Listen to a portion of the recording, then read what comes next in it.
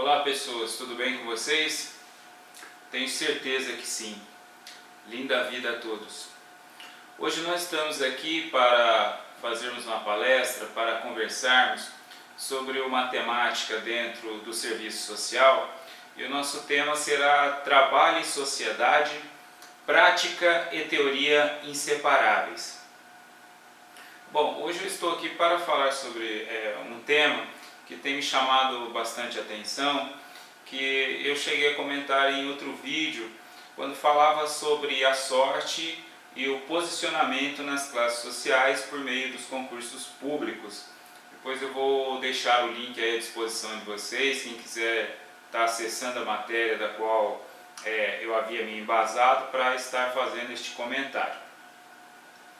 Antes de tudo, quero reiterar, como dito em uma das palestras mais brilhantes que assisti, realizada na Universidade Paulista pelo nosso excelentíssimo ex-ministro do Supremo Tribunal Federal, Gilmar Mendes, e que está registrada em uma de minhas publicações acadêmicas, parafraseando, digo o seguinte: temos de superar esse sociologismo de terceira categoria que a todo instante tenta reinventar uma sociedade de classe. Fora isso que o ex-ministro Gilmar Mendes disse nesta palestra. É claro que ele dissera isso num contexto, mas o que ele está dizendo é que não dá para ficarmos falando que devemos buscar a igualdade de classes, de direitos, etc., e sim que precisamos viver como se não houvesse classes sociais. Ou seja, vivamos como se todas as pessoas fossem da mesma classe. Simples assim. E não fiquemos numa frisson estéril de propormos aquilo que não vivemos, que não viveremos, que não sentimos nesta perpétua redundância. Então foi apenas isso que ele disse, e que muitos colegas acadêmicos e alguns doutores ainda não conseguiram compreender. Eu que tenho lido vários colegas acadêmicos, e inclusive muitos doutores, e aqui falo doutor titulado como tal, e não doutor por tradição entre sua própria classe, tenho visto como temos tanto a percorrer na compreensão da temática social, especialmente na temática proposta aqui hoje, que é a questão trabalho e sociedade, prática e teoria inseparáveis. O serviço social tem constantemente frisado, alguns colegas professores em serviço social têm frisado constantemente a necessidade de desenvolvermos a compreensão de que a prática e a teoria são inseparáveis no serviço social. E estou aqui reiterando que de fato assim procede. Prática e teoria são inseparáveis. Portanto, é necessário compreendamos aonde está o ponto de fusão entre teoria e prática, e de certo modo girando em torno deste eixo que nós estamos aqui conversando. Falando um pouquinho sobre agora, diretamente sobre este tema, eu moro num residencial onde um imóvel terreno de 150 metros quadrados chega a custar R$180 mil. Como moro aqui há muitos anos, tenho percebido um fenômeno, uma concorrência intensificando. Outro dia saí a pé pela manhã e vi 4 carrinhos, destes carrinhos de coletores de recicláveis, numa mesma rua. E um destes carrinhos era conduzido por um casal com mais 4 filhos, sendo uma criança carregada em um carrinho de bebê. Além da família ter o carrinho de reciclável, que eles iriam arrecadando os recicláveis ali, a mãe, no caso ali, ia também conduzindo um carrinho de bebê. Eu conheço esta família, já os vi muitas vezes andando debaixo do sol. Teve um dia específico que eu os vi, eu estava dentro de um carro com ar-condicionado, não me estava sentindo confortável. Imaginemos então a situação desta família debaixo do sol, coletando recicláveis para sobreviver, e aqui estou observando a intensificação da concorrência até neste setor de trabalho. E aí outro dia, passando pela rede social virtual, eu vi uma notícia de uma revista dessa comum, de uma mídia de massa comum, falando sobre um aprovado num concurso público. Eu não me lembro exatamente, o link está aí, mas já faz muito tempo já faz algum tempo que eu vi, e eu, como vejo muita coisa, acabo às vezes confundindo. Eu não me lembro se era um coletor de lixo que se tornou delegado federal, ou se tornou, foi aprovado no concurso para magistratura, eu não me lembro bem. O fato é que eu fiz um breve comentário. Que sorte, né? Como se fosse um prêmio de um ganhar na loteria. E aí choveu comentários, né? Inclusive algumas agressões, alguns, por exemplo, dizendo que aquele papo o enojava, pessoas com papo loser, como aquele comentário que eu havia dito, que era questão de sorte, fora este o comentário, e que havia enojava essas pessoas com papo loser, essas pessoas desmotivadoras, etc. e tal. E no meio disso teve um comentário de uma pessoa afirmando que era uma juíza aposentada, que essas pessoas, como eu havia abordado ali, são pessoas que se julgam vítimas da sociedade, são pessoas que não têm vontade, não têm determinação, em outras palavras, né? São pessoas, ou seja, que não correm atrás, aquela que eu venho falando em outros vídeos, da motivação falaciosa. Nós precisamos compreender que estamos numa sociedade competitiva, isso é fato. Nós precisamos compreender que precisamos de muito empenho e dedicação na realização das coisas, mas precisamos ter a clara noção que algumas coisas simplesmente não são possíveis, né? Isso é fato, isso é dado, isso é estatística, é desprezar a ciência. Como eu afirmei outro dia, o último concurso que eu me inscrevi, em 2012, foram mais de 1000 candidatos para uma vaga. Qual é o fato, né? Mais de 999 ficarão de fora sempre. E isso a cada dia mais, pois tem crescido o número. E a proposta aqui não é nos tornarmos seres que desprezamos uns aos outros, como se o objetivo único da existência, da minha existência no universo, for aprovar e que se dane os outros 999, né? Falando sobre este prisma, ou seja, embora eu sempre tenha dito que o nosso papel é falar de modo mais individualizado, aqui eu estou apenas relatando como foi uma situação discorrendo numa sociedade, num contexto social. E aí esta juíza, ela falou, chegou a comentar, né, que era papo de pessoas desmotivadas, sem vontade, sem determinação, e que ela própria havia estudado bacharelado em Direito depois de casada, já possuindo 3 filhos, e fora aprovada na magistratura depois de todo este período, né? Mas o que é interessante é que a primeira coisa que nós observamos é que esta juíza aposentada, como ela alegou, como ela afirmou, ela é nascida, formada, aprovada num concurso no século passado, né? É uma outra realidade, pois nós estamos na era da informação.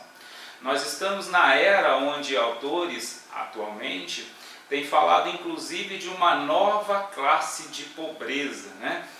Ou seja, um novo pobre, o pobre informado, né? Hoje nós temos pessoas com títulos acadêmicos simplesmente tendo dificuldade de realizar as manutenções básicas de sobrevivência, né? Ou seja, nós estamos hoje diante de uma outra realidade que é bem diferente da realidade do século passado. Eu, por exemplo, tenho uma tia que foi aprovada num concurso público no Tribunal de Justiça, E na época eu me recordo que era uma questão de 3 candidatos por vaga, né, como oficial de justiça, mas era uma situação, né? Naquela época havia competitividade, mas hoje a competitividade é muito diferente, né? Eu tenho na minha página, na HC Consultoria, uma página profissional, lá eu tenho algumas notas onde eu coloco algumas figuras especulares, as quais eu me baseio para formar estes conceitos, desenvolver e aprimorar estes conceitos. E uma destas figuras é o doutor médico psiquiatra Flávio Gikovati. O Dr. Flávio Gikovati conta em uma de suas palestras que ele é médico formado pela USP, pela mais conceituada universidade, uma das mais conceituadas universidades do mundo, inclusive uma das mais conceituadas de nosso país. Ele é formado na década de 60, se eu não me engano, e ele conta que a inscrição dele no Conselho de Medicina é uma inscrição 12 mil e alguma coisa, e que na época o Estado precisava de 20 mil médicos, né? Ou seja, tinha menos médicos do que a demanda da sociedade. E que ele, quando for aprovado na USP, que já era concorrida naquela época, mas ele conta que era algo em torno de 3 a 4 candidatos por vaga, né? Hoje, alguns cursos da USP chegam a 300 candidatos por vaga. Eu não me lembro exatamente, eu não sei quanto está a concorrência da medicina hoje, mas eu me recordo que uma das vezes que eu olhei, há alguns anos atrás, nós estávamos em torno de 135 candidatos por vaga. E o que o Dr. Flávio Gikovati fala nesta palestra é que hoje, né, na época que ele falou isso tem alguns anos, mas não muito tempo, talvez tenha aí uns 10 anos, ele disse que hoje nós estávamos numa inscrição, eu não me lembro se era 60 ou 70 mil no Conselho de Medicina, e que a demanda do Estado, da sociedade, ainda era os 20 mil médicos, né? Ou seja, se na época dele era 2, 3 candidatos por vaga para uma aprovação numa universidade, e que a aprovação no concurso público era praticamente automática, né? Porque se o Estado tinha mais vagas do que médicos disponíveis, não existia concurso, era praticamente uma contratação direta, né? E isso até hoje ainda acontece em alguns municípios, né? Abre-se vagas para médicos e os médicos simplesmente às vezes não se inscrevem. Recentemente, no município próprio, próximo aqui da cidade, eu observei um concurso público que abriu vaga para médico, apenas um médico se inscreveu, mas ele não fora concorrer à prova, né, no dia programado para a realização. Então nós temos situações e contextos dos quais são muito distintos de século passado, né? Dos séculos passados e do século passado. Por isso eu tenho reiterado a nossa postura diante do terceiro milênio, na era da informação. Eu, com especialização em TI, formado também na área, venho fazendo este paralelo para que possamos observar de modo mais aprofundado a temática a qual nós estamos em análise. Então, uma vez que nós estamos falando de trabalho e sociedade, nós não podemos nos prender a paradigmas dos quais hoje simplesmente não procedem mais.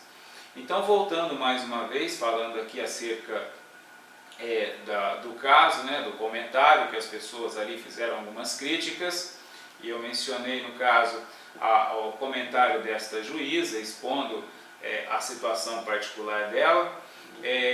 Reitero aqui mais uma vez, não estou fazendo crítica a nada nem a ninguém. De fato, ela simplesmente estava observando um modo subjetivo que ela percebia, simplesmente isso, né? Eu estou observando que ela foi nascida, formada e aprovada no século passado, mas eu hoje sou um profissional do terceiro milênio, ela está aposentada, né? Ou seja, ela vislumbra de modo subjetivo aquela realidade da qual ela encontra, aquela realidade e experiência pela qual ela perpassou. Então ela simplesmente estava expondo um ângulo, né? Não necessariamente estou dizendo que... Por isso eu sempre reitero que o meu objetivo em todas as minhas falas é sempre nunca criticar a quem ou ao que quer que seja, pois cada um colabora de seu modo peculiar, do modo que observa, pelo ângulo que percebe, pelo prisma que lhe é próprio. Então é simplesmente um ponto de vista. E nós precisamos transcender esta postura crítica, estéril, e aproveitar, permitir que os outros colaborem conosco, somatizando-nos, colocando para nós suas visões, colocando para nós suas experiências ricas, para que deste modo possamos unir e realizar o melhor de nós. E deste modo é aqui sempre a nossa proposta. E uma vez que nós estamos falando sobre o tema trabalho e sociedade, sociedade implica que nós estamos falando de coletividade. Não dá para analisarmos pelo prisma individual. Temos que olhar pelo prisma da sociedade. Para fazermos uma leitura da sociedade, só fazendo uma análise pelos olhos da sociedade e não pelos olhos da individualidade. É mais ou menos isso que, ou seja, é exatamente isso que eu estou dizendo, né? E o que eu estou colocando aqui é que diante destes comentários, né, que eu mencionei que alguma pessoa, inclusive fez algumas agressões, né, algum tipo de agressões no que eu particularmente não tomo como tal, mas eu particularmente não diria que uma pessoa me enoja com o papo, bem pelo contrário. Eu sou um amante do aprendizado, eu sou um amante do papo diferente do meu, para que eu tenha condições deste modo de ir além do meu próprio mundo, de considerar algo além daquilo costumeiro de mim mesmo, para que assim eu possa de fato inovar, para que assim eu possa de fato avançar. E diante destes comentários então, que eu disse que foi uma chuva, eu simplesmente repliquei com um comentário, onde eu falava algo mais ou menos assim. E se por acaso alguém estava sugerindo que os catadores de recicláveis, que passam, a grande maioria deles, a quase esmagadora deles, passam a vida inteira catando recicláveis debaixo do sol, com todas as problemáticas sociais, são meros vagabundos, sem determinações, são pessoas desmotivadas, são pessoas que não estão dispostas a melhorar de vida. Seria este o caso? Essas pessoas das quais eu comentei aqui, que inclusive estão vivendo também dentro de um ambiente de competitividade que vem se intensificando a cada dia mais, são pessoas que simplesmente desejam estar ali com suas famílias, com seus filhos, com seus bebês, coletando recicláveis debaixo do sol? Seria isto que está ocorrendo? E nós que muitas vezes temos a oportunidade de estarmos dentro de um lar confortável, dentro de um escritório, de um ambiente climatizado, condicionado, isso quer dizer que eu simplesmente lutei por tudo isso? Quem quiser, eu faria uma indicação. Nós temos um canal, o qual eu sou criador e mantenedor, Serviço Social Cruzeiro, São Paulo e região, pode pesquisar no Google. E lá eu faço algumas indicações de filmes, de documentários, e tem um filme em especial, que eu também esqueci o nome, são tantos os filmes que eu assisto e vejo, que eu acabo me confundindo, mas está lá no espaço. É um filme que relata uma família que vive no Havaí, e é uma família que herdou boa parte do Havaí, né? E são pessoas milionárias, e isso está perpassando por gerações, e as famílias continuam milionárias. E inclusive o protagonista do filme, ele é o administrador, é um advogado, que cuida dos trusts daquele negócio da família, daqueles bens que geram fortunas, e eles estão discutindo sobre a possibilidade de venda para grandes corporações, enfim. Mas o que eu estou dizendo é que quando nós aprofundamos o nosso olhar, temos condições de perceber exatamente o que realmente é fruto de nossos esforços, o que realmente é fruto daquilo que me é devido. É claro que nós temos legislações sociais que regem o nosso momento agora. Mas uma vez que a nossa proposta é o avanço, a inovação, a expansão, o aspecto filosófico da sociedade precisa adentrar no nosso espaço. A filosofia social deve fazer parte do nosso ambiente de análise para que tenhamos condições de fazer uma leitura menos equivocada, ou como eu prefiro dizer, um pouco mais acertada, um pouco mais próxima da realidade, porque na total realidade ainda não nos é possível, uma vez que, como psicanalistas renomados como Carl Gustav Jung, nos diz que nós vivemos dentro de um ambiente inconsciente, sendo apenas uns mais, outros menos, sempre rumamos, desenvolvemos, aprimoramos o nosso inconsciente, ou seja, a consciência plena não nos é. Por isso eu opto sempre em falar por aproximarmos da realidade.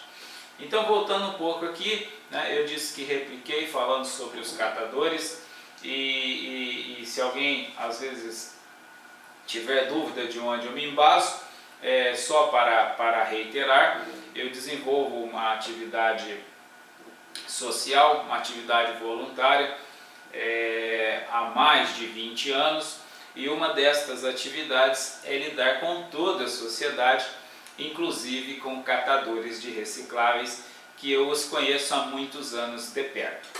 Então, eu vou contar uma breve história de uma catadora, eu irei chamar de D. Esta catadora é uma pessoa que ela tinha um fiel compromisso com aquele trabalho. E eu que a venho acompanhando ela há muitos anos, a história dela, a situação dela e membros da família dela, eu percebia que ela tinha um compromisso muito certeiro, muito comprometido com aquela função. Então todos os dias eu via ela passando naqueles horários, naqueles lugares, ela possuía os lugares certos, ela possuía os horários certos para trabalhar, de sol a sol. E esta catadora ainda possui uma deficiência física. E acompanhando o caso, ela teve, com o passar dos anos, ela teve uma filha, depois teve uma outra filha, e uma destas filhas acabou parando num lar no instituto, num lar de convivência de crianças que de algum modo tiveram ameaçados os seus direitos ou violados. E eu acompanhei inclusive esta criança, inclusive fiz um trabalho direto com esta criança, que com o passar dos anos cresceu, se tornou mãe, formou a própria família, enfim, não delongando muito, aprofundando muito na história, né? Mas o que eu estou dizendo é que nós estamos diante de uma pessoa profissional comprometida, realizando um trabalho dentro da sociedade, mas ela sempre realizando diante dos limites que a sociedade estabelece para ela. Ela era comprometida, ela era fiel ao trabalho. O próprio Estado havia entendido que algumas coisas ela não estava realizando de modo, diríamos, devido. Eu me atinei aqui no tocante aos direitos da criança e do adolescente, mas ao mesmo tempo o Estado não oferecera maiores condições para que ela tivesse condições de oferecer e garantir os direitos de sua própria filha. Eu também conheci um outro catador, que aqui eu vou chamar de J. Este catador me impressionou pela determinação e empenho, pois ele era um pai de família, casado, possuía 8 filhos, pagava aluguel e coletava recicláveis das 6 até as 20 horas, de domingo a domingo. E eu observando aquela situação, acompanhando esta família, observei que ele tinha uma casa relativamente grande, relativamente confortável, considerando os padrões destes trabalhadores, e era uma pessoa completamente comprometida. A carga horária de trabalho dele era super intensa, a carga de trabalho dele era enorme. Ou seja, observe que eu estou dizendo que um catador de reciclável, ele muitas vezes está vivendo diante de um padrão do século XVIII. Ele está vivendo dentro de um ambiente de trabalho no século XXI, com os padrões do século XVIII. E agora eu quero falar um pouquinho sobre a catadora, que eu a chamarei de C, comentar um pouquinho sobre o quanto ela fora iludida por pessoas e por organismos ditos sociais. Que a condição dela era inferior. Esta catadora, a qual eu chamo de C, fora incutido nela a ideologia de que ela deveria elevar sua dignidade, elevando-se na classe social, como se eventualmente ela não pudesse ter dignidade sendo uma catadora de reciclável. O que, curiosamente, e muitas das vezes ela tinha um faturamento superior a pessoas posicionadas, alocadas dentro dos parâmetros da legislação trabalhista. Mas o que me chamou a atenção é que no caso da catadora C, ela estava sofrendo psicologicamente, né? Porque eu falei sobre a catadora D, não sofria psicologicamente, falei sobre o catador J, que também não sofria, era um pai de família, era comprometido e tinha um carinho muito grande pelas crianças. As crianças não estavam diante de um quadro de vulnerabilidade. E agora estou falando da catadora C. A catadora C é uma catadora que tinha um volume financeiro relativamente alto para a categoria do trabalho. Ela tinha, diríamos assim, alguns pontos que ela coletava os recicláveis, tinha uma quantidade boa e tinha um faturamento diário relativamente alto para a categoria, né?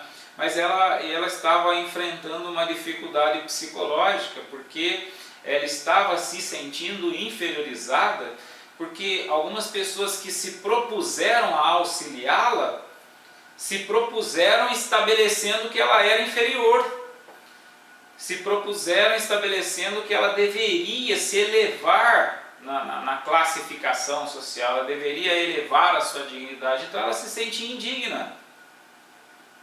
Mas a teoria e a prática não devem estar alinhadas?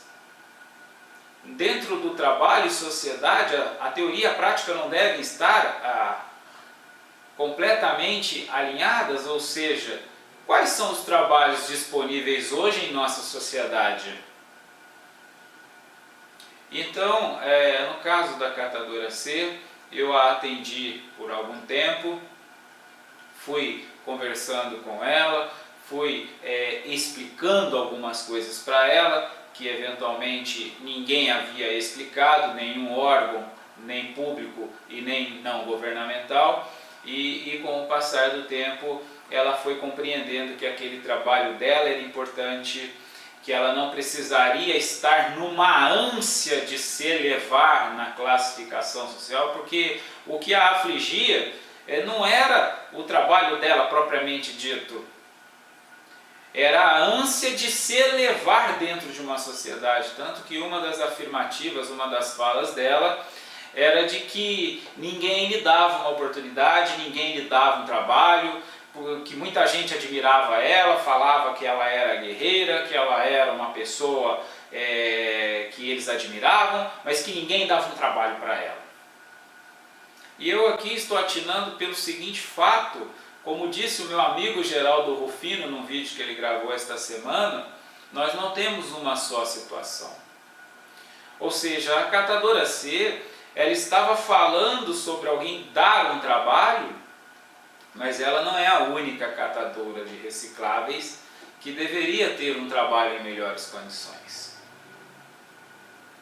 Mas o que eu estou observando aqui é que, uma vez que a prática deve estar alinhada com a teoria, nós precisamos ter em mente a necessidade de dar suporte a todos os trabalhadores, independentemente do tipo de trabalho que eles realizam, do tipo de trabalho que eles desenvolvem. Oferecer suporte. E reiterando, parafraseando mais uma vez, o nosso ex-ministro do Supremo Tribunal Federal, precisamos superar esse sociologismo de terceira categoria que a todo instante tenta reinventar uma sociedade de classe e tenta reinventar com postura. Não estou falando de teorias, estou falando de posicionamentos, de posturas.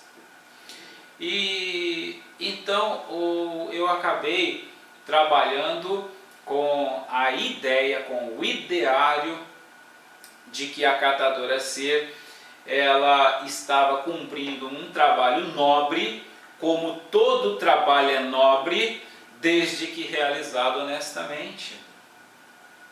Que eu também a admirava pela nobreza do trabalho, simplesmente porque todo trabalho é nobre.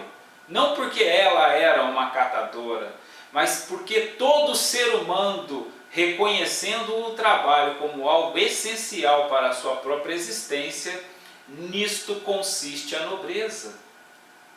Então, desde que realizado honestamente, qualquer trabalho é nobre. E era exatamente isso que eu apresentei para ela, para que ela própria incutisse nela mesma.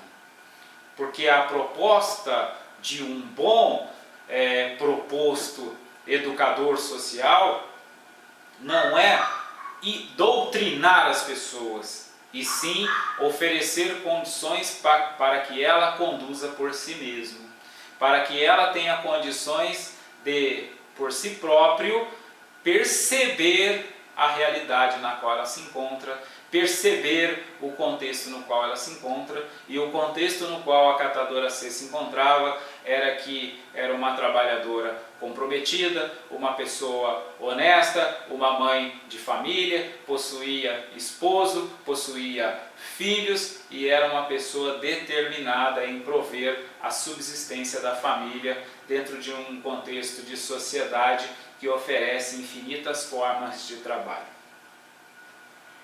Então, eu sempre frisei para esta pessoa, para a catadora C, né, como o trabalho era nobre e que, acima de tudo, a compreensão deste ideário era o que nos promovia a felicidade. Porque quando nós falamos trabalho, sociedade, pessoas, seres humanos, em última análise, nosso propósito deve ser a felicidade.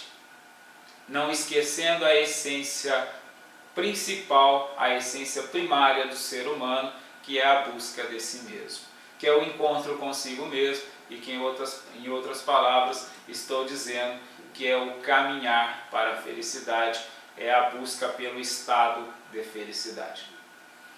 Então, fiz também, né, passei para ela também, colaborei com o desenvolvimento da ideia, que a prova de tudo que eu falava era que pessoas bem alocadas na sociedade simplesmente estão suicidando, simplesmente estão depressivas, simplesmente estão desencorajadas. E ela, uma catadora, persistentemente seguindo, embora com muitas dificuldades, talvez durante um tempo ela não conseguira estar mais alegre no trabalho, porque nós tínhamos uma sociedade, muitas pessoas, muitos organismos dizendo que o trabalho dela não era nobre. E se eventualmente alguém dissera isso por palavras, ninguém dizia isso por atitude, por posturas, por iniciativas. E ali então estava eu diante dela apresentando de modo concreto a nobreza do trabalho e provando para ela que são os dados quem provava aquilo que eu estava dizendo. Tanto que nós temos pessoas em de todas as classes sociais, se assim a mídia nos mostra, simplesmente deprimidas, depressivas e algumas suicidando, exatamente porque a felicidade não consiste de fato em alguma classificação social dita por algum teórico, por algum sociologista.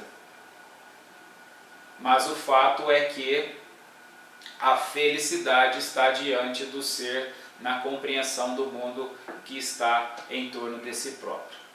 Então, ou seja, eu acabei apresentando para a catadora C, de fato, uma solução, de fato, uma compreensão de uma realidade, de uma nobreza, de um trabalho tão nobre quanto tantos os outros, e mostrando que nós temos algumas coisas das quais nós chamamos de problemáticas sociais, mas que ao mesmo tempo nós temos soluções sociais, desde que nos propomos a ser profissionais de excelência, ser humano de fato, ser humano de verdade.